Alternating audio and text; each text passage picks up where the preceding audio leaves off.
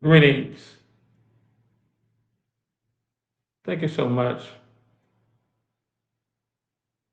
Allow me to share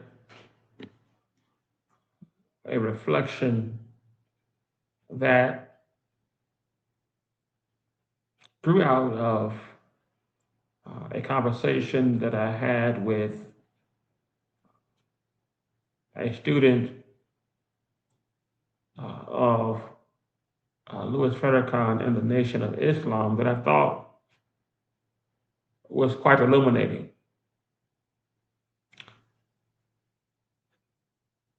I want to encourage you to click subscribe as we begin uh, so that this content can reach as many as possible. Most people assume the Bible begins with light pushing back darkness. But that's not actually how Genesis opens. I'll get to why this is important to Black thinkers and Black students of theology. The story of creation doesn't begin with light, it begins with blackness. The story of creation begins in darkness. Before there is light, before there is form, before there is order, the text says darkness was over the face of the deep, and the Spirit of God was hovering. No fighting, no fleeing, hovering, present, creating. So today, I want to explore why Scripture begins in darkness, why it begins in blackness, and why that matters for how we think about blackness, dignity, and hope, especially through the lens of scholar theologian Kelly Brown Douglas.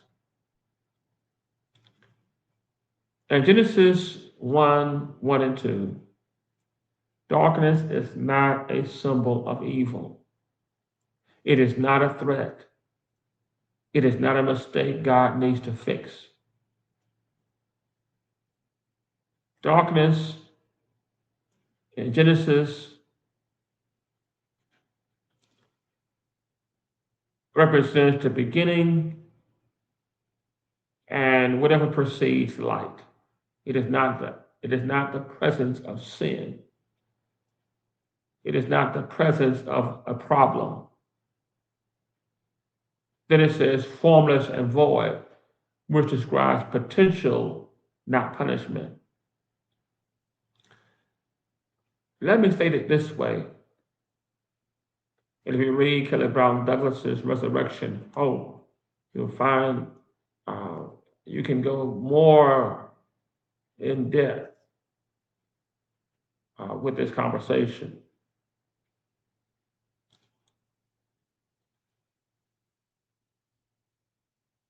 The darkness we find in Genesis, the blackness we find in Genesis is the womb of creation. It is the place where God's Spirit hovers like a mother bird, the place where possibility is gestating. Creation does not begin with light overcoming darkness. Creation begins with God working in the darkness. Genesis 1 1 and 2 opens with a cosmic canvas of mystery. In the beginning, God created the heavens and the earth. The earth was formless and void, and darkness was over the surface of the deep. Scholars across traditions have wrestled with this primordial darkness, not as evil, but as pregnant with divine possibility. Blackness is a state that is pregnant with divine possibility. This matters because the first creative act is not the elimination of darkness, but the addition of light. It begins with darkness, it moves towards light without erasing darkness. God doesn't say, God doesn't say, let there be no more darkness.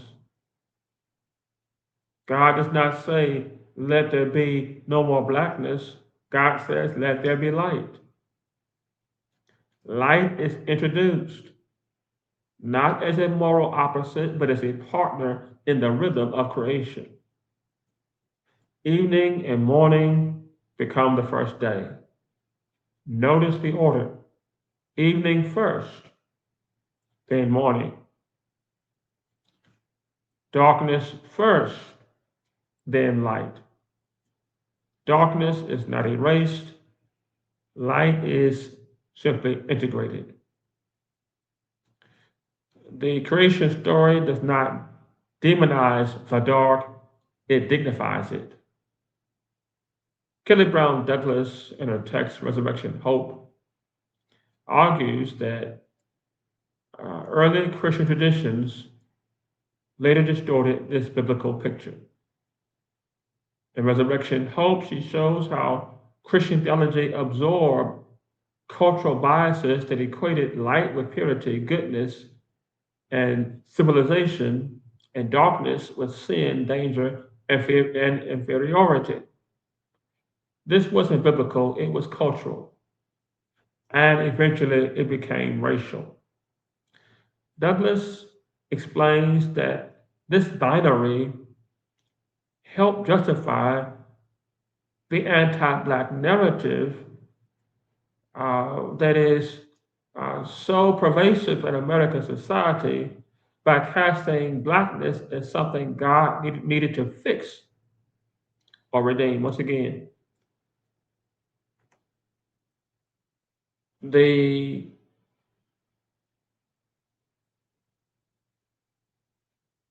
anti-Black narrative that we see so pervasive in American society, which has its roots in Constantinian Christianity, has always sought to cast Blackness as something God needed to fix or redeem. But Genesis 1 exposes the lie. Darkness is not a curse. Darkness is not deficiency. Darkness is the first home of the Holy Spirit. Blackness is the first home of the Holy Spirit. Douglas pushes us to see that resurrection hope requires dismantling the theological myths that made whiteness holy and blackness sus, to use the young people's term. And one of the oldest myths is the false moralization of darkness. If God begins creation in the dark, then darkness is not a place God avoids. It is a place God inhabits. Throughout Scripture, God speaks to Abraham underneath the stars. Jacob wrestles with God at night. Israel escapes Egypt in the cover of darkness. And Jesus rises before dawn. Transformation keeps happening in the dark. Kelly Brown Douglas says resurrection hope is not about escaping the world, but reimagining it, seeing God where the world refuses to look. And Genesis teaches us that God has always been found in the places people fear, avoid, or devalue. For Black people, this is freeing, this is liberating. our skin, our hair, our history, our culture. None of it is outside God's creative intention. Blackness is not the opposite of divine light. Blackness is part of the divine story from the very beginning. For Black theological reflection, this resonates deeply. Darkness and blackness are not curses. They are sites of survival, mystery, and divine encounter.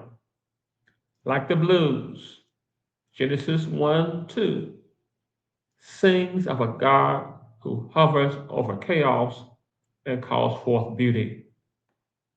So, what does this mean for us? It means we must reject theological habits that treat darkness as deficiency. We must challenge sermons, songs, hymnody, and symbols that unintentionally reinforce anti Blackness. We must reclaim the truth that God does some of God's best work inside of Blackness.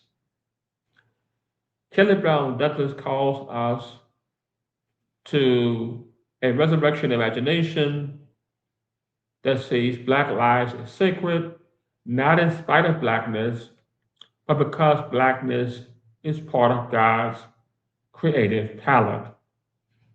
We know that there are those today who say that when you commit your life to Christ, you give up Blackness and you become one in Christ.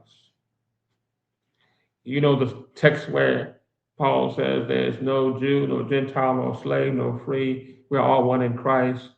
And they make the mistake of thinking that this means that the way God created us uh, all of a sudden becomes insignificant when we come to Christ. The passage is about including those who were once excluded, not erasing them. When it says no male, no female, it doesn't mean suddenly we become genderless. It simply means that those who were once cast out are now brought back together again. Our faith in Christ is about our redemption. Our Blackness is a part of our creation. Our Africanity, so to speak, is a part of our creation. So we have both Africanity along with our Christianity. Genesis 1 gives us permission to say darkness is not the problem. Darkness is the place where God begins. Darkness is the place where creation begins. And when we study anthropology, Africa is the place where humanity begins. Because Genesis begins with God creating in the dark, hovering over the deep before light ever appears. Darkness is revealed as sacred, or rather, shall I say, darkness is revealed as a sacred generative space, not a moral problem.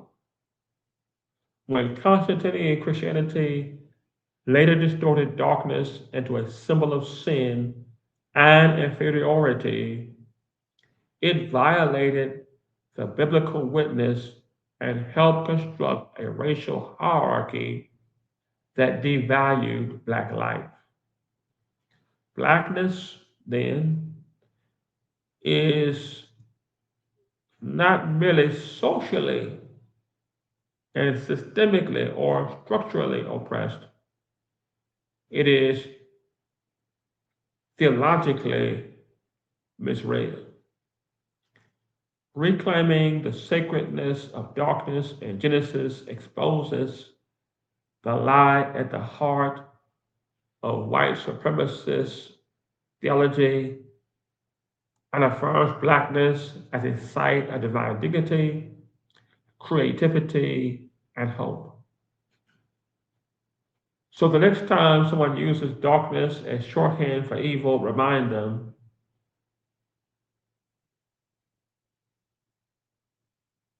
The text doesn't start with light conquering darkness. It starts with God creating in the dark, hovering in the blackness, calling forth light from the dark. And if God is comfortable in blackness, then we can be too. I encourage you to go to any of the major booksellers and get my book, Reconciliation, uh, The Black Apocalypse, and Good Cop, Bad Cop. Also, go and find my courses on Udemy.